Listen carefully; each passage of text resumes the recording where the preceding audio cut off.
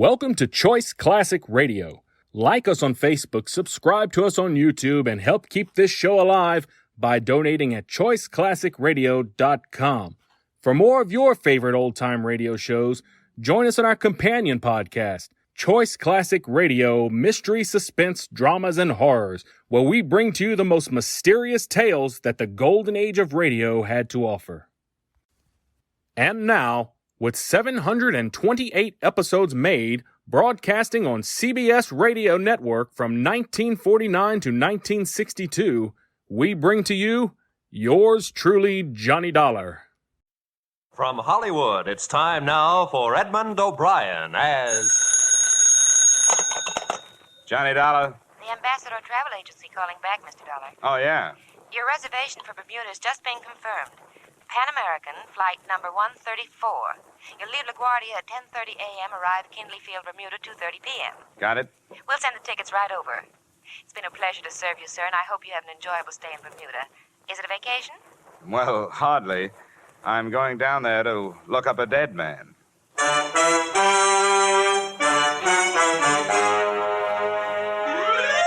Edmund O'Brien in another transcribed adventure of the man with the action-packed expense account. America's fabulous freelance insurance investigator. Yours truly, Johnny Dollar.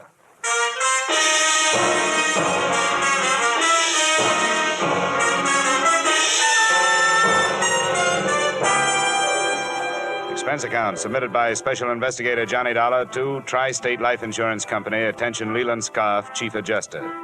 The following is an accounting of my expenditures during investigation of the Earl Chadwick matter. Expense account item 1, $1.80, cab fare to your Hartford office. The man has been seen alive, Dollar. I never was satisfied that he was dead. His boat, a small cruiser, was found wrecked, you know, but never a body. How long ago was that? A little over 4 years ago, 1945. He was declared dead in 1947 in appellate court, and we were forced to meet the claim of his widow. Or his wife and accomplice, as it might seem now. Go ahead. Here's the lady that saw and spoke to him. Mrs. Marshall, this is Mr. Dollar. How do you do? Mrs. Marshall? Now, I want you to tell Mr. Dollar what you told me, Mrs. Marshall, if you will. Well, my husband and I had been in Bermuda for 3 days. Mrs. Marshall, explain that you knew Earl Chadwick before. Oh, yes, we knew him. Not too well, thank heaven, but well enough to be pointed out as friends of that embezzler. You know how people are. Embezzler, Mrs. Marshall? Oh, yes, there was attendant theft. He worked at the Monticello Loan Company in New York City. $30,000 disappeared at the same time he did. Police theory was that he wrecked his boat while attempting to leave with the money. Now, Mrs. Marshall, how you happened to see him? We'd been there 3 days, and that night we went to this nightclub in Hamilton, slumming, so to speak. It's called the Port of Castile on the waterfront.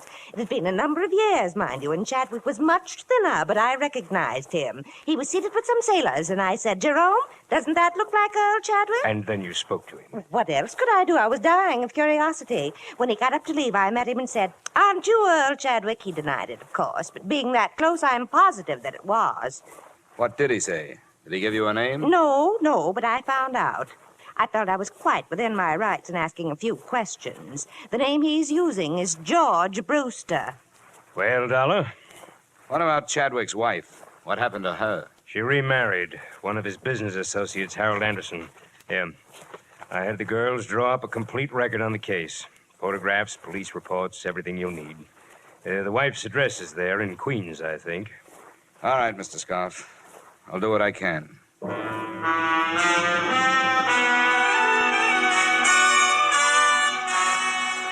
Expense account item 2, $250 plane ticket and miscellaneous expenses between Hartford and Bermuda.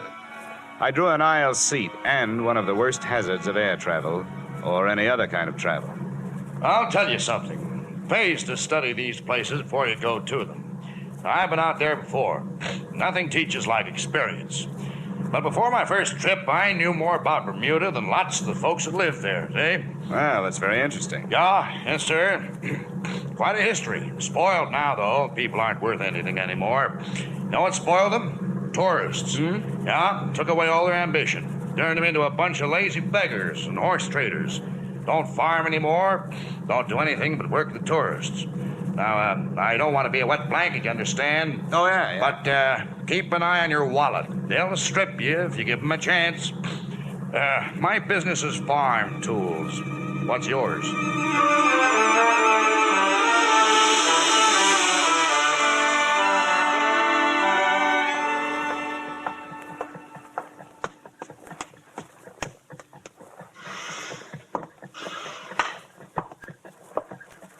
Yes, sir. My name is Dollar. Here's my credentials. I'd like to see the chief constable. Yes, sir. Yes? Mr. Dollar to see you, sir, an insurance investigator from the States. Yes, of course. Send him in. Right, sir. That door, Mr. Dollar. Thank you. Pleasure, Mr. Dollar. Your company cabled that you were coming. Sit down. Thank you. Well, now, you're here to look into the affairs of one George Brewster. What's he been up to? I'm not sure he's been up to anything yet. According to a witness, he answers the description of a man who disappeared from New York a few years ago with $30,000.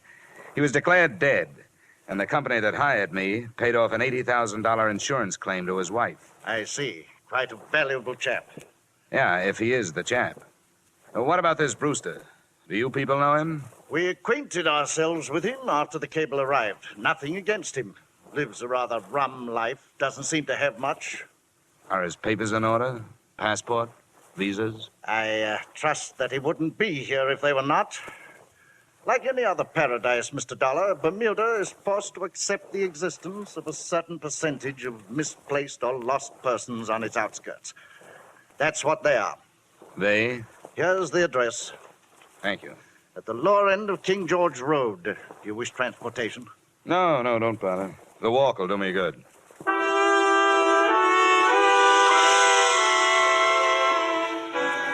I decided against the King George Road address. Instead, I returned to my hotel, memorized the photographs of Earl Chadwick, subtracting a little weight from the somewhat flabby face. And that night, I found myself a table near the door at the port of Castile. I sat there nursing a minimum of foul drinks. It was 10 o'clock before he came in and found standing space at the bar. George Brewster? Or Earl Chadwick? What's the matter with you? What is this? I'm curious, too. How about coming over to my table? All right.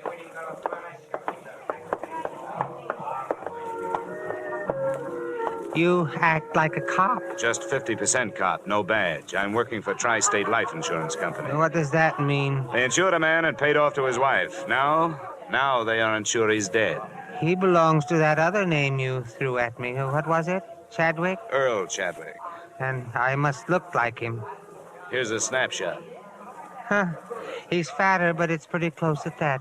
You know, about a week ago, some crazy old dame I never saw before called me some other name. It might have been Chadwick. I thought she'd drunk over her quota. She was an old friend of Chadwick's. She swears she'd recognize him if she saw him. And she swears she saw him. Huh. It's weird, isn't it? I suppose it happens more often than we know about. What do you want? My papers and stuff? They might help. Sure, I'll write down my address. Come on out anytime tomorrow. There you are. Thank you. I should recover from these drinks by noon. Well, that'll be all right. It's crazy, isn't it? Things like this could get your goat.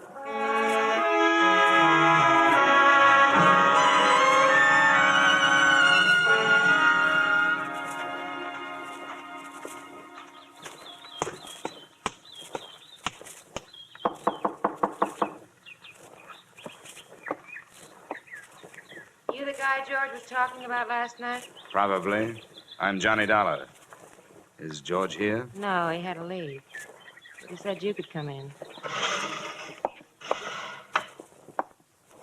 He said you could look at this stuff. Here's his passport and cards and things. How long have you known him? 2 years last month. You know where he came from? Never asked me where I came from. This guy, he looks like. He had a wife? Yeah. I want to take some of his personal things into town to check his prints against this passport. Shaving brush if he uses one, tubes, jars, anything. You think he's the guy? I'll have to find out. Never mind. You told me you were going.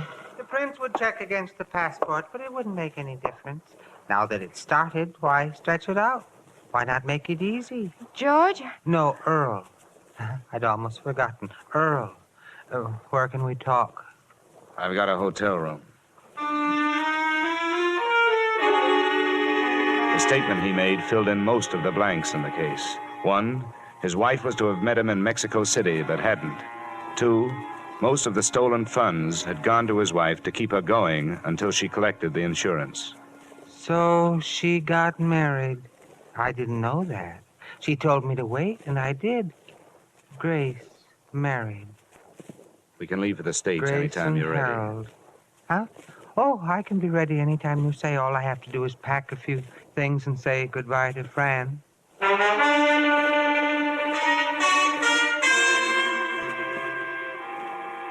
Expense account item 3, space for 2 on New York-bound plane. Chadwick was a hard man to figure out, but one thing I did realize. Now that he'd started, he was almost happy to be going back to the people he'd left.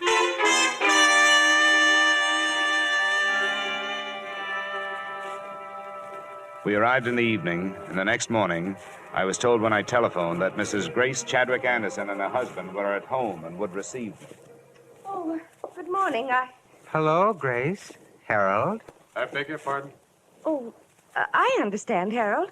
This must be the man that Mrs. Marshall phoned about. You know, the one in Bermuda. Oh, come now, Grace. That's no good. Who are you, anyway?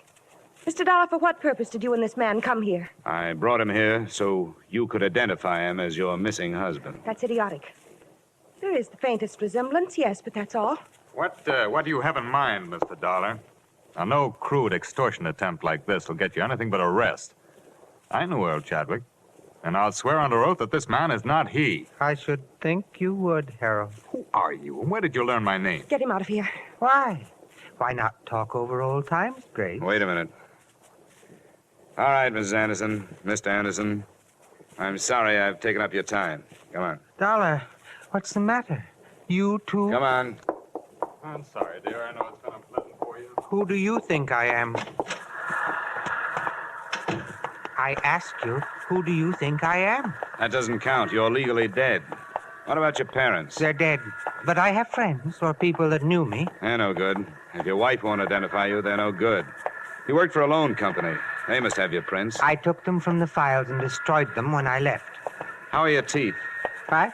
Teeth. Who was your dentist here in town? Dr. Field. It's been so long. Dr. Homer Field. Drake, Professional Building, Manhattan. He'll still have your x-rays on file. They're as good as fingerprints. Go there this morning. Don't use your name. Give him your other name, George Brewster. Have a new set of x-rays taken. I'll do the rest. All right. Hold it. Now, look, I don't have to hire somebody to follow you, do I? No. Oh, no. Not after I've seen them. You don't have to worry about my going anyplace.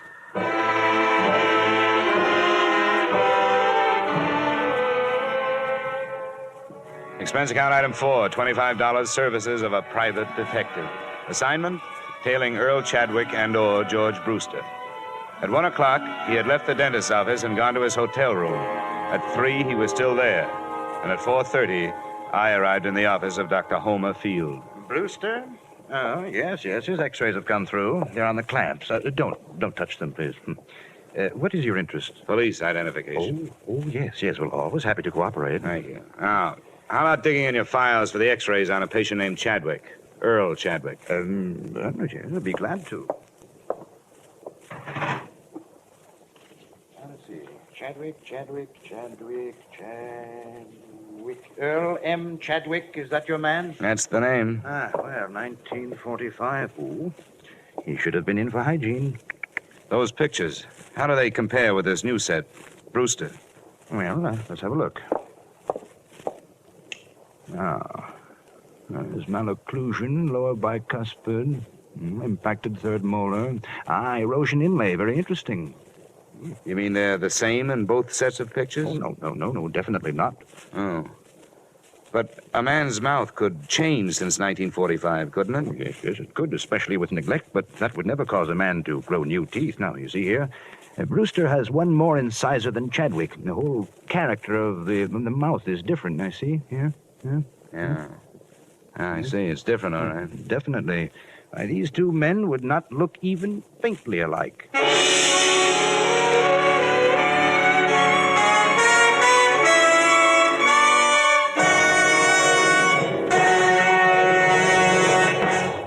In just a moment, we will return to the second act of yours truly, Johnny Dollar. But first, down the old Ox Road, learn to croon straight from the shoulder. Milestones in popular American music. Milestones in the career of one of America's favorite troubadours, Bing Crosby. This Wednesday night, over most of these same CBS stations, you're invited to hear The Bing Crosby Show. Bing Crosby with the music of John Scott Trotter, with the Rhythmaires, with Ken Carpenter. Here's the show designed for the whole family. A pleasant and diverting mixture of music and merriment, guided by the one and only Bing Crosby. Plan now to hear The Bing Crosby Show this Wednesday night on CBS.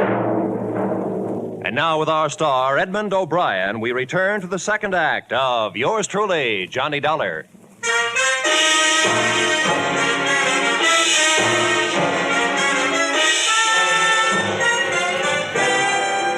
Look, Dr. Field, these x-rays labeled Earl Chadwick. Could they be misfiled? Could they be under the wrong name? Misfiled? No, definitely not. My assistant has been with me for 10 years. Never made a mistake yet. Oh. Well, then could anyone else have gotten in here and planted a different set under that name? But why? I would realize the difference the moment I looked into the mouth. That erosion inlay alone. Yeah, I know. Look, your office. Has it been broken into? Yeah, a long time ago, for narcotics. How long ago? 6, 7 years ago, during the war. But not since then. I've missed nothing. The janitor, the nightman, does he have a key? No. It's cleaned in the evening, just before I leave. Robbery is out of the question. Just what is your problem, Mr. Dollar? Well, if I wanted to plant some x-rays in a file, where could I get some? Well, I never thought of it. But... Where would I go? Would you give me some? Oh, no, definitely not. That would be most unethical, unless, of course, you were a patient of mine and the x-rays were of your own mouth. Oh, thank you, Doctor. I think that's what I wanted to hear you say.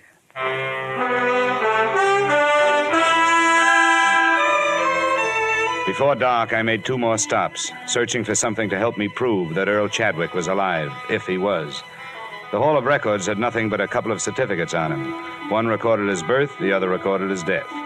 I checked the wanted file at police headquarters. They had checked him out in 47 when the court had pronounced him dead. On my way out of there, I made 2 phone calls. The second was to the detective I'd hired. Yeah? Landro, what are you doing in your office? Did you lose him or get tired? He was on to me, Dollar. He got into the crowds at Macy's. I put the houseman at his hotel on it. He's watching his door. I just phoned his room. He's not there. What's he been up to? He left the hotel at 318 and took a cab over to 3rd Avenue. What address? A pawn shop, Johnny. He bought a gun. Nice going, Landro. If you decide to change over to stopping traffic at school crossings, use me as a reference.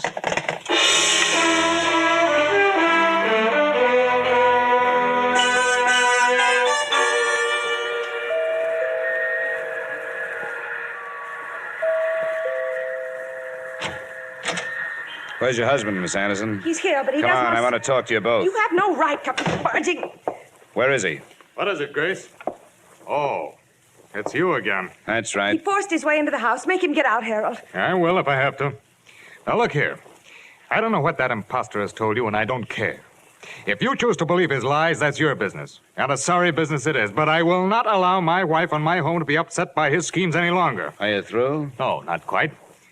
It's obvious to us, if it's not to you, that this man learned of the unexplained details surrounding Earl's death and is attempting to use this vague resemblance to his advantage. Now, extortionists land in prison, Mr. Dollar. And the only reason I haven't turned to the police before this is that we want to escape the notoriety of having past tragedies lived again. He bought a gun this afternoon. That makes him look like the double-crossed husband, doesn't it? The man's a maniac. I'm going to ask for police protection. Where is he? Who? This man. Do you know where he is? When I found out he bought a gun, I was afraid he was coming here to use it. Harold, I can't believe this is happening. Now, Grace, please. Why? Why would he harm us? He doesn't know us, and we don't know him. He bought the gun to convince you, Dollar. He knows a lot about you, Anderson. He knows you were Chadwick's immediate superior in the loan company before he disappeared. Harold, it couldn't be, could it? Grace. It's been a long time. Maybe some disease could change a person that much. But he would have contacted Grace. me. Earl is dead. How did this man learn so much about us? As far as I can see, he's made only one mistake. The size of the theft. He says he stole 10,000. According to the record, 30,000 was missing. Of course, it's possible that it isn't a mistake. That somebody in the firm who knew what his plan was picked up the odd 20,000 and put it on Chadwick's account. Mr. Dollar, I have one thing to say to you before you leave. Earl Chadwick is dead. You're so right. And that's what troubles me. A legally dead man running around loose with a gun makes an interesting situation. Did you ever think of that? Who would the police look for? I'm going to my hotel in case you want to phone in your answer.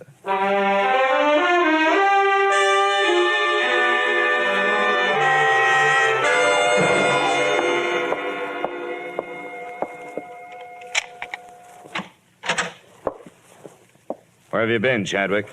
Right here. The maid let me in.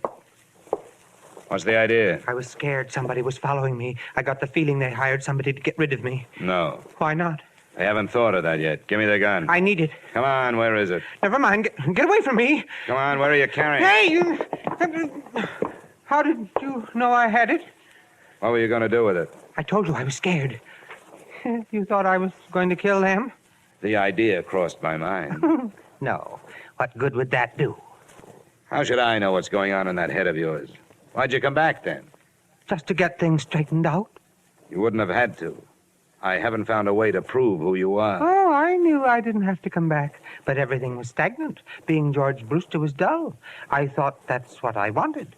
A new identity, even without Grace. But I guess nobody's ever satisfied. And when you have a choice of who you want to be, then it's really hard. What about the x-rays? No good. The set under Chadwick didn't match the one you had taken today. They had to. They made a switch with somebody else's, probably Anderson's. It's an easy office to enter. Probably hired a cat burglar. Nothing at the Hall of Records, nothing at police headquarters. You're dead. What did the police say? I didn't talk to them. Why should I? The case is closed. You're dead. Lazarus, come forth. And he that was dead came forth, bound hand and foot with grave clothes, and his face was bound about with a napkin. Yeah? Landro, Johnny. Oh, yeah. Sorry I blew up. Forget it. I lost him, didn't I? How is it? Oh, it's a mess. I'm not getting any place. The only proof I can find is proof that he's dead. Maybe he should stay there. Yeah, I'm getting ideas myself. What about his draft board? They take prints. Police checked in 47. They're lost. Look, I'm going to have to dummy up something. I don't want you to violate any trade secrets, but do you know a good forger? That depends. It'll be practically legal. All I need is a driver's license. I think that can be managed, Johnny. When? Tonight. It'll cost. Well, I'm working for a wealthy company. Oh, there's more, too, Landro. How about meeting us in your office in 45 minutes? Sure, Johnny. Bring a bottle. Expense account item 5, $500, one bogus 1947 driver's license complete with Chadwick's thumbprint. By 10 p.m., we were back in Landro's office. Johnny, how desperate is this Anderson? Desperate enough to welcome a nice, fast deal. Don't quote a price unless you have to. Just get him down here. Why anybody goes through all this to make prison? Prison? Come on, Landro, get on the phone. There's the number. You're my client.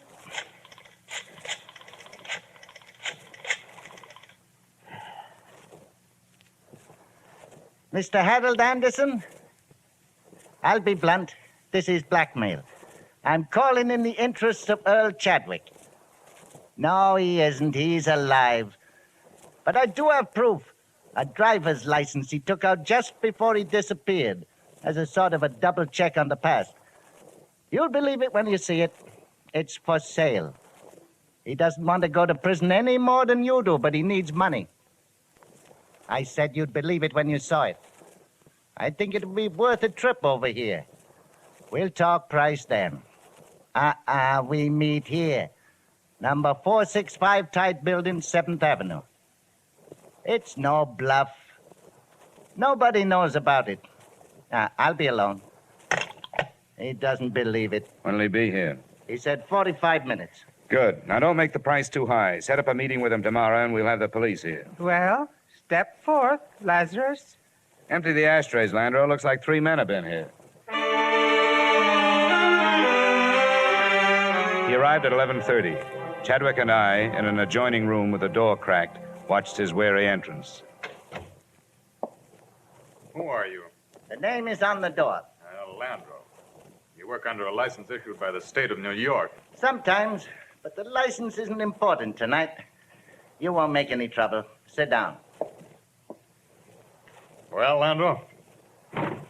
Here it is. Just look. Name, a serial number, a date, a signature, and a thumbprint. Where is he? He'll phone me in the morning.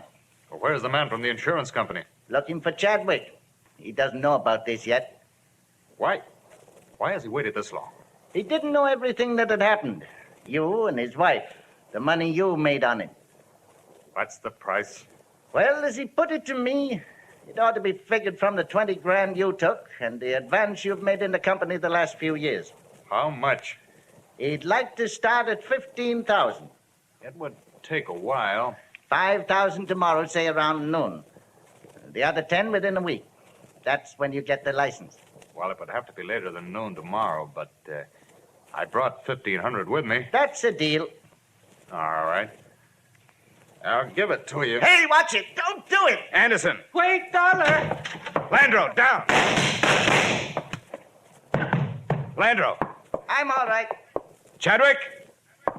Chadwick! Chadwick.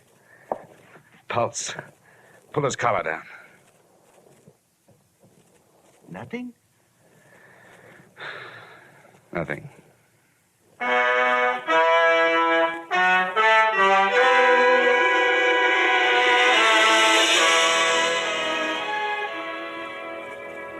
I don't know what your company can do about it now.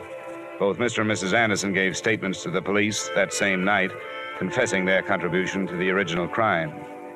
You'll have a hard time prying Harold Anderson loose from the clutches of the state, which is working on a murder indictment for him. About the wife, Grace, I don't know.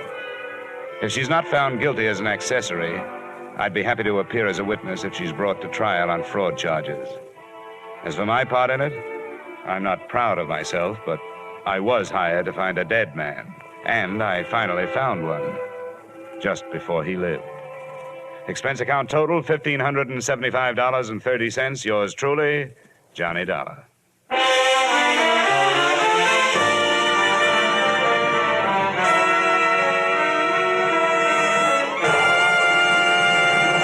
Yours truly, Johnny Dollar, stars Edmund O'Brien in the title role and is written by Gil Dowd and David Ellis, with music composed and conducted by Leith Stevens. Edmund O'Brien can soon be seen starring in the Columbia Pictures production, The Los Angeles Story. Featured in tonight's cast were Lillian Baeff, Walter Burke, Virginia Gregg, John Daner, Ben Wright, Tudor Owen, and Ted Osborne. Yours truly, Johnny Dollar, is produced and directed by Jaime Del Valle. Join us again next week at this same time when, from Hollywood, Edmund O'Brien returns in another transcribed adventure of Yours truly, Johnny Dollar.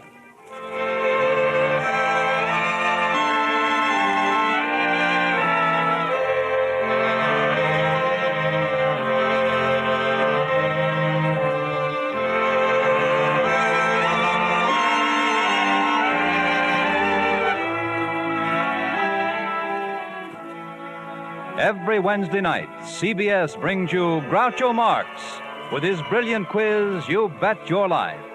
It's one of the brightest, most spontaneous, most genuinely funny shows on the air. So be listening this Wednesday night on most of these same CBS stations for You Bet Your Life, starring Groucho Marx. Stay tuned now for the adventures of Philip Marlowe, which follow over most of these same CBS stations.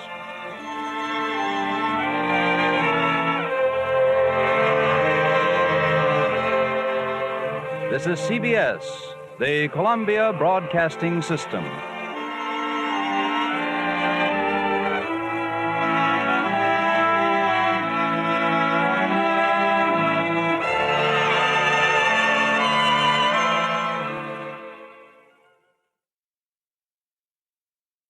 That concludes today's episode. We'd like to thank you and remind you to donate at choiceclassicradio.com. Remember, your donations make episodes like this possible.